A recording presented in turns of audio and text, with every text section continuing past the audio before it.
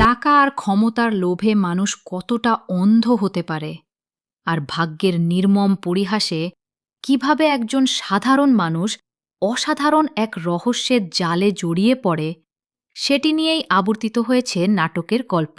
গল্পের মূল চরিত্র গোলাম। মির্জা বাড়ির বড় মেয়ের জামাই সে, কিন্তু শ্বশুর ছাড়া সেই বাড়ির শাশুড়ি, শ্যালক কিংবা খোদ নিজের স্ত্রী ভিতুও তাকে জামাই হিসেবে কোনোদিন মেনে নেয়নি। সারাদিন থালা বাসন মাজা, কাপড় ধোয়া আর ঘরের সব গোলামি করাই ছিল তার নিত্যদিনের কাজ।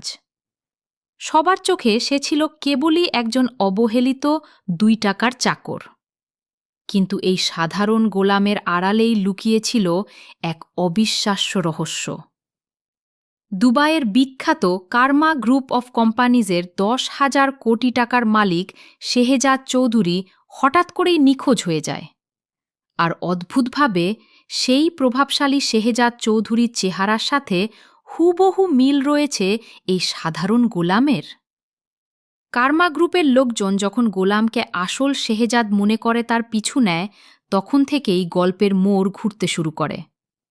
এদিকে গোলামের সরলতার সুযোগ নিয়ে এবং তাকে ভিতুর জীবন থেকে সরাতে শাশুড়ি ও শ্যালক মিলে এক কুৎসিত ষড়যন্ত্র রচনা করে। ঘরে চুরির মিথ্যা অপবাদ দিয়ে তারা ঋতু ও গোলামকে পুলিশে ধরিয়ে দেওয়ার চেষ্টা করে।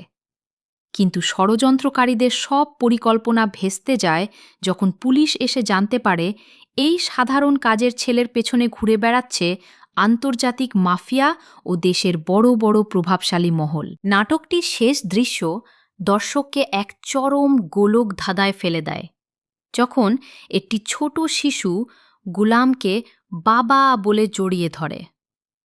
গুলাম কি আসলেই মির্জাবাড়ির সেই অবহেলিত কাজের ছেলে, নাকি সে নিজের অতীত ভুলে যাওয়া 10,000 কোটি টাকার মালিক শেহজাদ চৌধুরী?